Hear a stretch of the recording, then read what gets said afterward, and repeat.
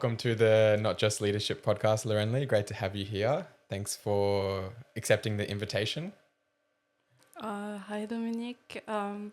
Malo to everyone, and thanks for letting me coming in and share with you today. Yeah, thanks so much for joining us. And I think to start, it would be nice to hear a little bit about yourself, if you'd like to introduce yourself and share about your background and where you're from. So, my name is Lorenly Tahitala Matetau. I'm 21, and I'm from the beautiful village of Lavingahau in Wallis and Futuna. And I'm currently studying in Griffith University since February, and I'm about to graduate in November 2027. Wow. So you're here for 3 years in Australia? 3 years, yeah. It's a long time, I know. And what's your area of study? A Bachelor of Business for now, majoring in political science and international affairs. Oh, wonderful. And you're here with the Australia Awards Scholarship? Yeah, I got the chance to get the Australia Award Scholarship sponsored by DFAT, Australian government, and that's I think without this scholarship I wouldn't be here, so I'm very grateful, and I want to thank them for this opportunity to let us come in and study here. Yeah, it's such a wonderful scholarship, and great that young people from Wallis and Futuna can get the opportunity to come and study here, because often a lot of the Australia Awards students who I've met, often they're from Papua New Guinea, Samoa, Solomon Islands. So yeah, really great that it's available to youth as well in Wallis and Futuna. Yeah, and last year was the first year they reopened the scholarship for us. Yep. And I hope this will continue, and more young people from Wallis and Futuna will come, and will get the chance to experience studies in Australia and meet people as well. How have you found it studying in English? Because you obviously speak Uvian, the native language, and French. Yeah. So you're studying in your third language.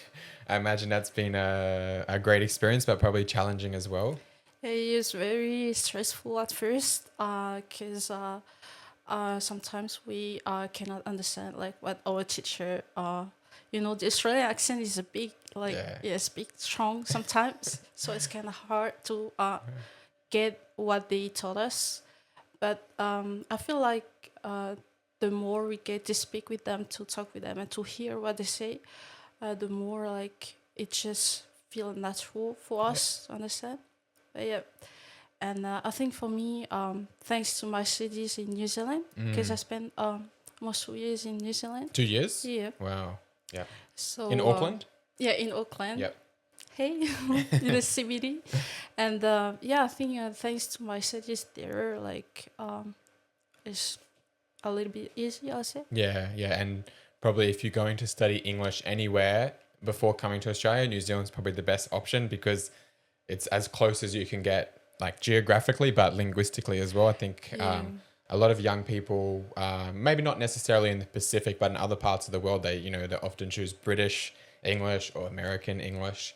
But I think being in the Pacific, like we're so close to New Zealand and Australia, so it's great that you could study there first. And have you noticed like culturally some differences between New Zealand and Australia, or similarities? Not really, because I've been around like some of the Polynesian youngins like in New Zealand and here, and there's no difference. They have their own language sometimes, but it's, which is a bit funny, but it's alright. I think there's not a big difference between them.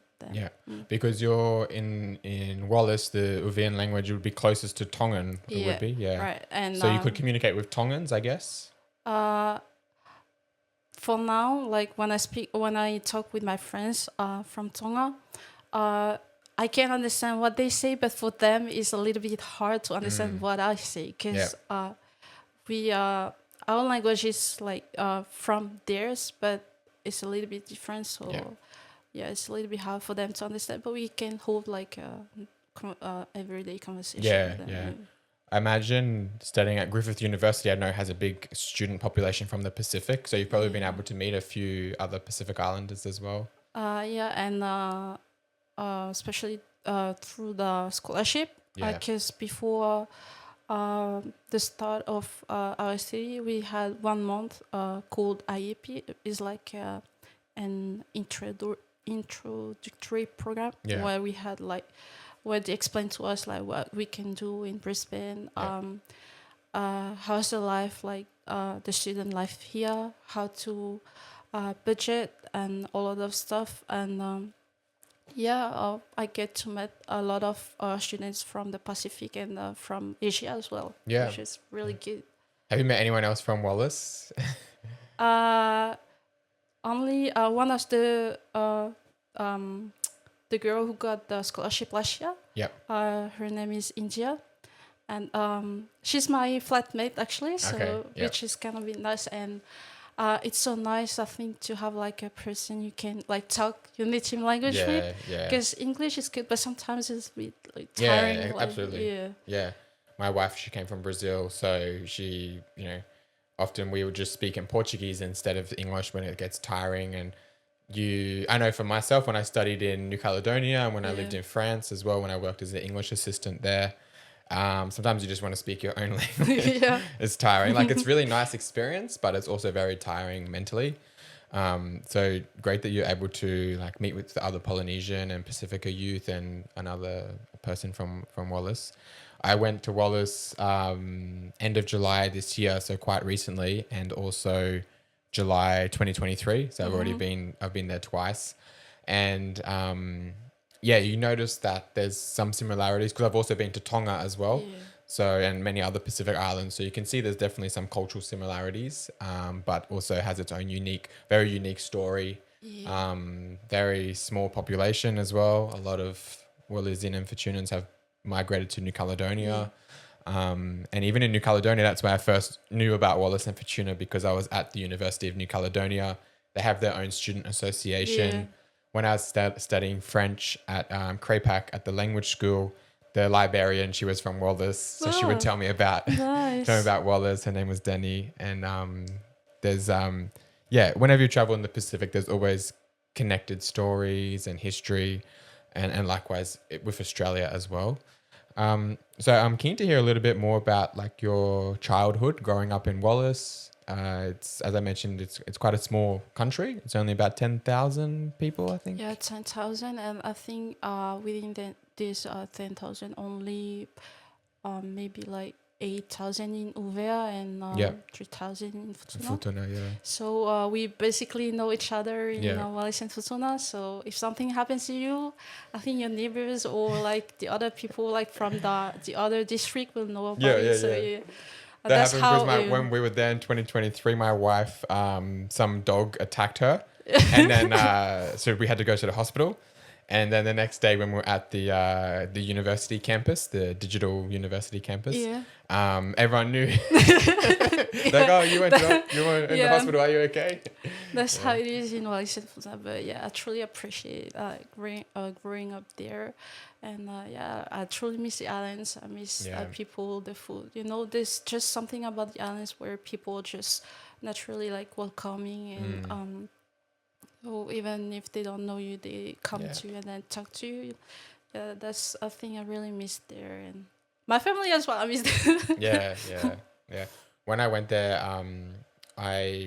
last time I went there, just in July this year, as I mentioned, it was a different experience because the place I stayed at had Starlink, so it was so much easier to stay connected. Whereas in 2023, it was very, very slow, the Wi-Fi. So I think even just like in a couple of years, I noticed how much easier it was to travel there.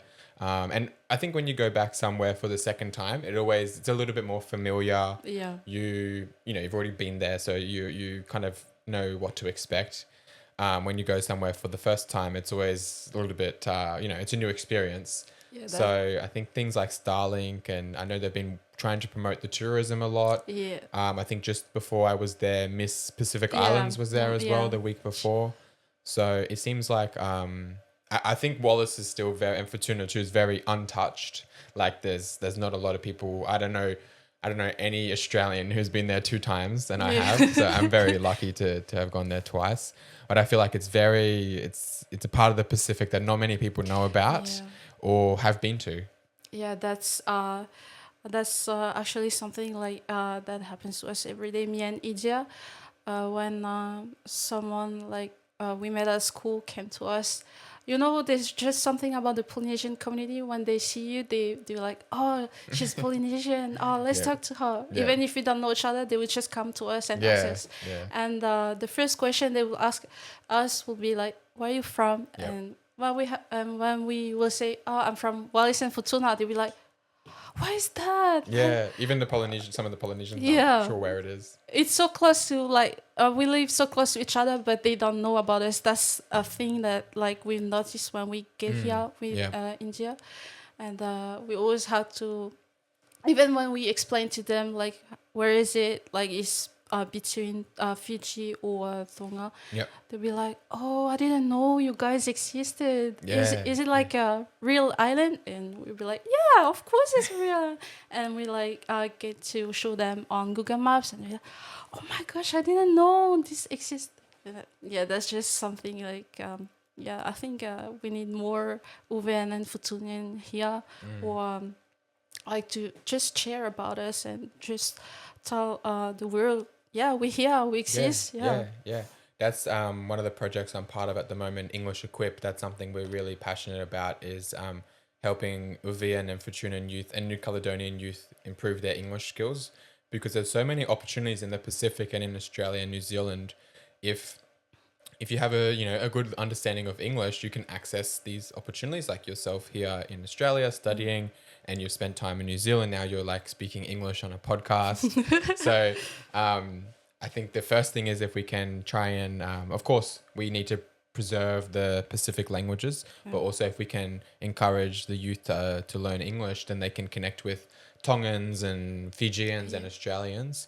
And these days, there's a lot of programs that are sponsored, or scholarships, conferences like the Young Pacific Leaders conferences and workshops.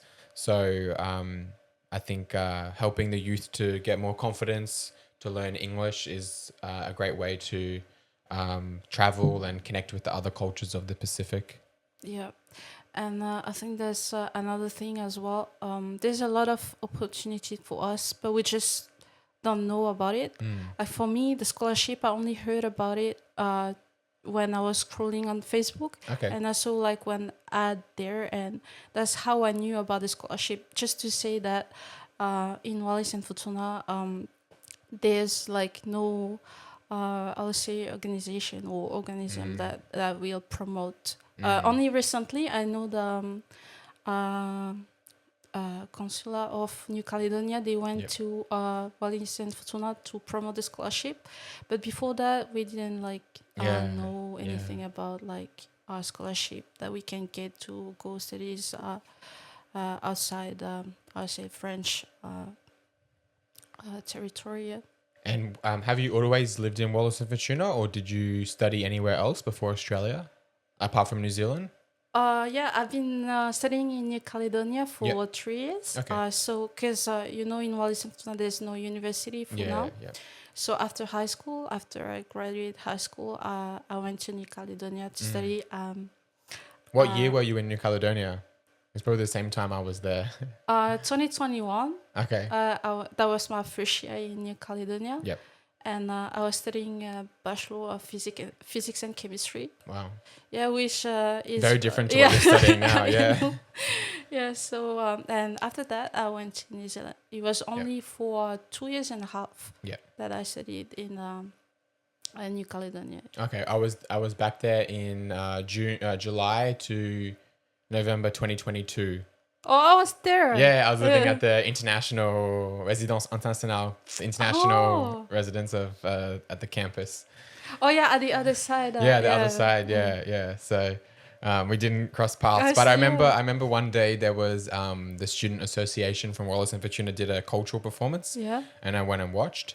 But I think it was us. Oh, okay. I've got on my phone the videos. You're probably there.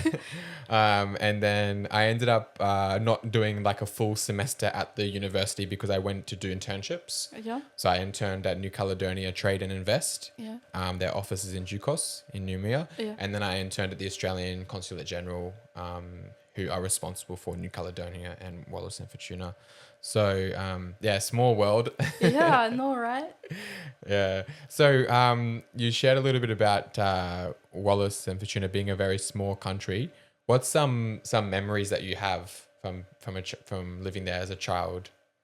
I think one of the memory I still get from my childhood in Wallis and Futuna will be like when we used to gather with my cousins at my grandma's house. Before technology arrives and kind of isolate us from each other. We used to go there, just play with each other, teasing each other, and I think that's something I miss right now in my life. Yeah. Like just having like a genuine moment with my cousins or with the people I'm staying with and I'm friends with here. Because right now I'm just staying on my phone, scrolling. Yeah. That's something I really miss about the islands. We didn't have much, but we were genuinely happy to just be with each other and just play, share. Yeah. Yeah, when I was last there in Wallace, I felt I arrived on the Monday and left on the Saturday, so I was there for 6 days.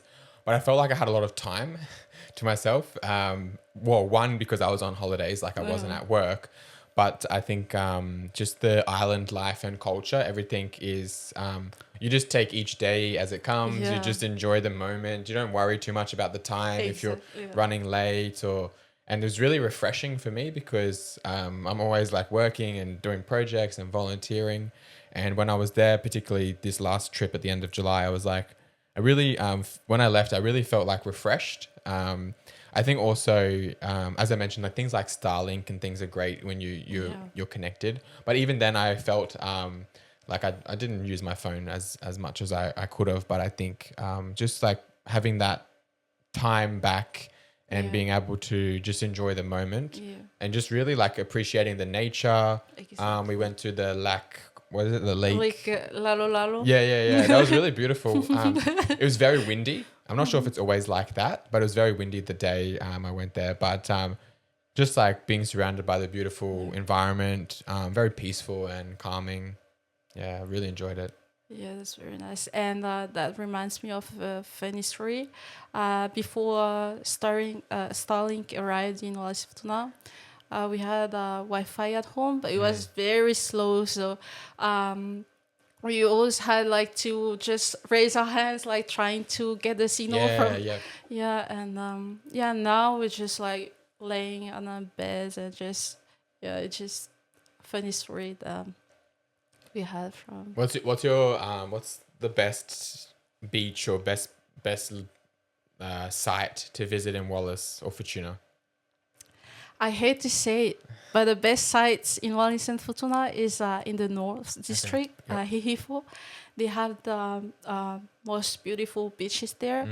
And I think in the islets as well. I don't know if you had No, I haven't had a chance to go yet. No, but I've seen the photos. Look really beautiful. Yeah, the water and...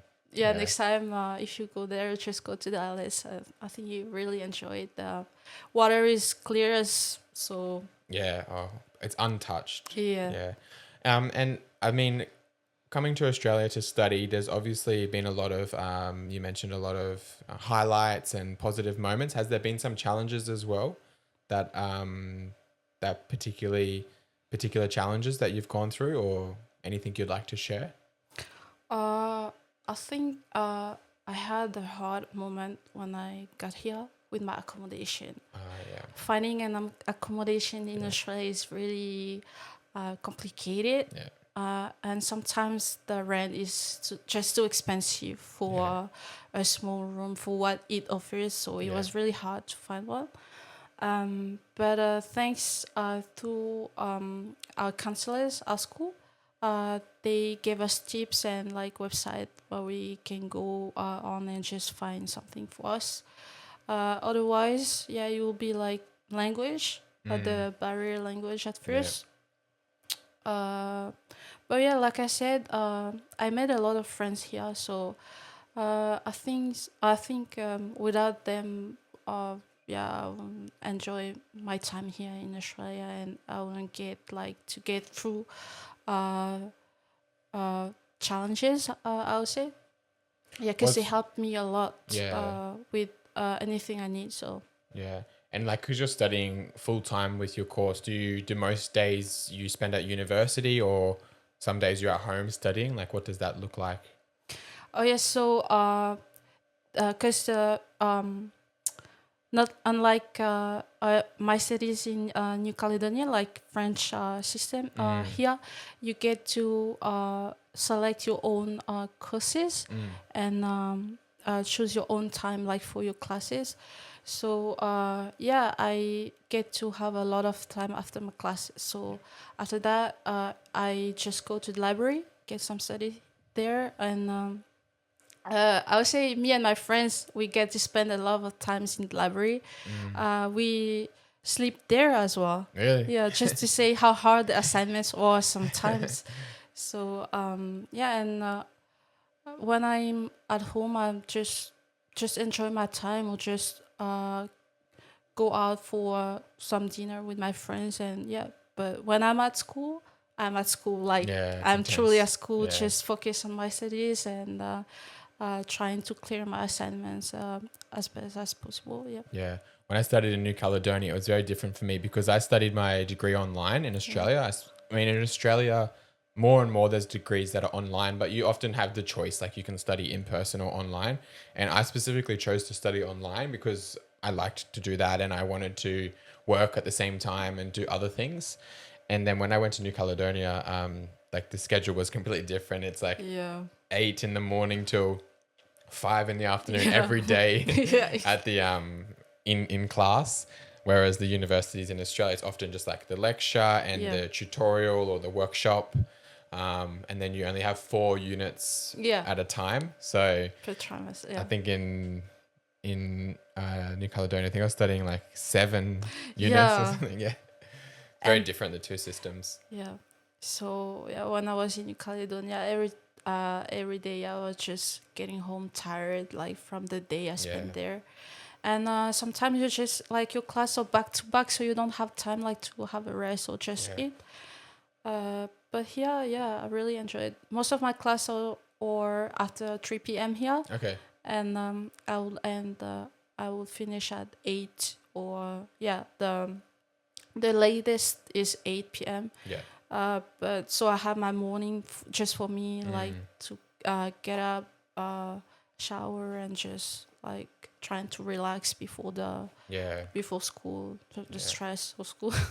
Yeah, yeah, two completely different systems. I think the Australian university system, it's quite like comparing to other systems, it's quite balanced. Yeah. Like definitely, I think it's not as intense, which I mean has its positives and negatives because I think different people like to study in different ways. For some people, it works well for them.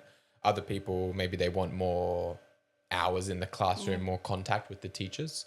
But it's definitely like in my work, I've met a lot of students from different countries, and they definitely find the Australian system quite unique.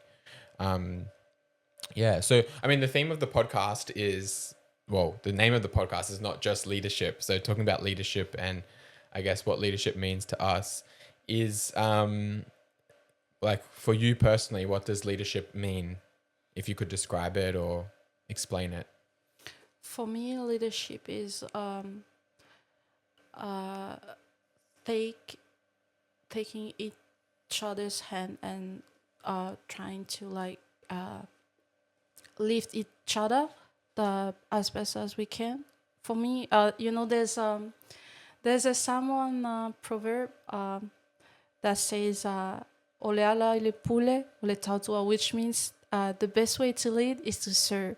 And for me, that's something I really had close to my heart. Like the fact, like when I serve my people, my community, it's like is the true leadership for me. Is yeah, because yeah, that's in the island, the community, and the sense of like how can I say it? Like do things for your family, for your people, Yeah. is how you can demonstrate like your true leadership. Like if you can like be an example for your brothers and sisters, do your best. That's how you can show like your true leadership to your people. For me, it's the same thing. Yeah. Yeah.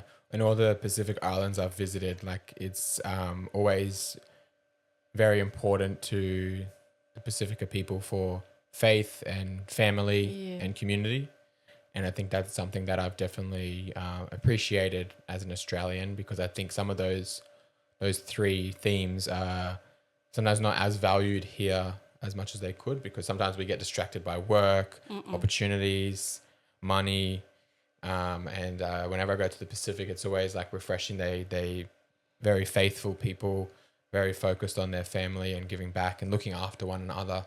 So I think the way you described it is, very, very accurate and a great reflection. Um, is there any leaders or people that have inspired you, or that you look up to? I always say the person I always look up to is my dad.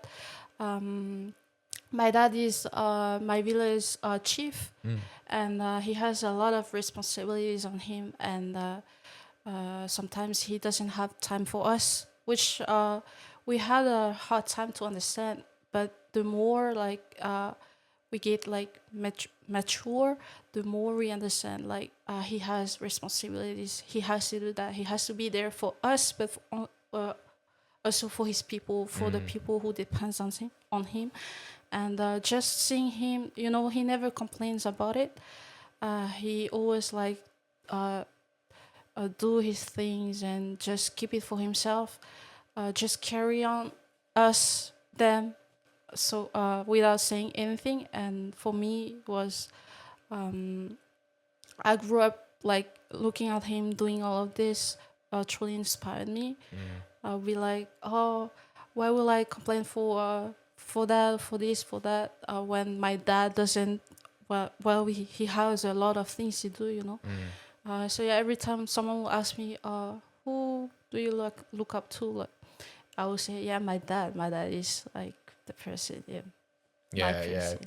That responsibility of being a chief is like a privilege, and also a responsibility. When we get given leadership roles, either in our culture or in our work, I think we have to steward that as best as Yeah. possible. And that's wonderful that you've had that great example. And I can definitely tell that he's given you those same values Yeah. to, stand up for your people and for your community, and do the right thing by them. And that's a really, really beautiful story. I guess throughout like your time living overseas and studying, is there some lessons that you've learned about yourself that you've kind of think, oh, okay, like, or you're taking each day as it comes? Like, what have you learned about yourself since going overseas? Actually, I'm surprising myself every day, because when I was in Wallis and Futuna, I was really like dependent on my parents. Like they will do everything, and when I say everything, it's truly everything. Like the chores, cooking, and all of the smallest thing in like to do in our home, they will do it. Yeah. So when I get like to go overseas and just be by myself, I had to learn like those kind of things. Like just doing my laundry, or cook myself some dinner. Yeah, I had to learn all of that, and now I think I'm doing pretty well. So sometimes I'm just, oh yeah, I can do that. Like yeah, I can. Just the fact like to say, oh yeah, I can. I was just lazy to do, just tired, but just to say now I can, it's just like it feels good. Yeah. Yeah, yeah, yeah, wonderful. And I guess one thing I wanted to kind of, as we kind of go towards the end of the podcast, is there some advice you would give to young people from Wallis that you wish you heard as a young person, or just some encouragement you would like to share with youth from either the Pacific or from Wallis and Futuna? I would say if you had a chance, just go like out. There's a lot of opportunities in Wallis and Futuna, like to go. outside your comfort zone, I will say. Um, yeah, just go. Don't stay in Wallis and Futuna for the islands are good, but there's a lot of things you can experience like in other countries. If you get the chance, just go out, just travel, just take the plane and go into another country. Just yeah, but don't stay in Wallis and Futuna. Leave it for like later when you will be old and you wanna retire, and then you will go back to Wallis and Futuna. But yeah, just um take each day as a chance to do something new, to be better, and yeah, just go out of your comfort zone and just enjoy the moment, enjoy your life. Life is short. We always say life is short. God is giving us a day each day to live a life, to find our purpose, and yeah, just do it, just live it. I guess you mentioned like for youth in Wallis and Futuna to go out and leave Wallis. Do you plan on heading back after your studies? Oh yeah, because for our scholarship, we have to go back to Wallis and Futuna for 2 years, at least to serve there. Yeah. And then if I get a chance, I will probably come back here or go to New Zealand, because Auckland, I truly enjoyed Auckland, and I definitely will go there after my bond in Wallis and Futuna. I think I've been to Auckland. I've been there twice this year, and I went there as well a few years ago for a conference, and it feels like a second home, because it's got a lot of similar. Like it's like a nice Brisbane. They're very clean and nice people, and a little bit colder maybe sometimes. Yeah, I remember when my friends asked me, so how do you like Australia so far? I would say, oh, I like Australia, but I miss New Zealand. And they'll be like, oh, but the weather is cold there. Why do you like it? And I said,